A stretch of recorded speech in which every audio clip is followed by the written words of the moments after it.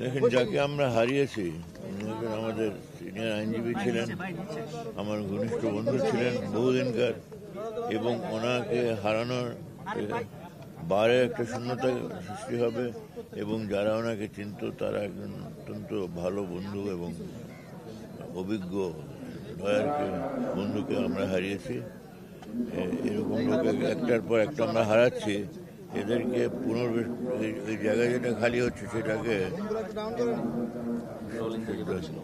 During liberation ওয়ারও যার ওনার ভূমিকা এটা স্মরণীয় ছিল, এবং সেই ধরনের লোক যারা অভিজ্ঞ এবং আইনজীবী হিসাবে এবং সমাজের যে দেশের প্রতি যে দরদ নিয়ে যারা ছিলেন তার মধ্যে ইনি একজন অন্যতম, এবং এনাকে হারিয়ে দেশও একজন খুব মূল্যবান আইনজীবীকে হারিয়েছে।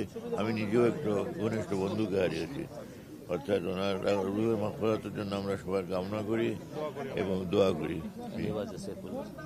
তো সবসময় ধর্মনিরপেক্ষ ছিলেন, গণতন্ত্রকে অন্তর থেকে বিশ্বাস করতেন, সংবিধানকে সমুন্নত রাখার জন্য একজন যুদ্ধ হিসাবে তারা কেরিয়ার ছিল আর কি। সুপ্রিম কোর্টকে তিনি সাহায্য করেছেন তার পাণ্ডিত্য দিয়ে, তার জ্ঞান দিয়ে, এবং এত নিবিড়ভাবে তিনি পড়াশোনা করতেন যেটা আইনজীবীদের জন্য শিক্ষণীয় বিষয়। আইনের বিষয়ে তার খুঁটিনাটি সহ প্রত্যেকটা বিষয়ে পাণ্ডিত্যের তিনি পরিচয় দিয়েছেন। পড়াশোনার ক্ষেত্রে যে নিবিড়ভাবে পড়াশোনা করে আদালতকে সাহায্য করেছেন, জটিল আইনের প্রশ্নে আইনের ব্যাখ্যা দিয়ে আদালতকে সাহায্য করেছেন, এটা অতুলনীয়। তার বাচনভঙ্গি, তার পড়াশোনার স্টাইল, তার আদালতের প্রেজেন্টেশনের স্টাইল, সব কিছু বাংলাদেশের আইনজীবীদের প্রত্যেকের জন্য অনুকরণীয়, অনুসরণীয়। তার ইন্তেকালে জাতি, বিশেষ করে সুপ্রিম কোর্ট এমন একজন অভিভাবককে হারিয়েছে যে অভিভাবকত্ব কখনো পূরণ হবার নয়। পাশাপাশি দেশের জন্য তার বিরাট স্বপ্ন ছিল। দুইবার তিনি উপদেষ্টা পরিষদের সদস্য ছিলেন।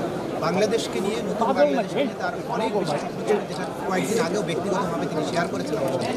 তিনি সকাল 8টা থেকে রাত 11টা পর্যন্ত কাজ করতেন, কিন্তু প্রচার বিমুখ ছিলেন। আমি মনে করি এরকম প্রচার বিমুখ দেশকে নিয়ে কাজ করার মতো মানুষ বাংলাদেশে খুব অভাব রয়েছে।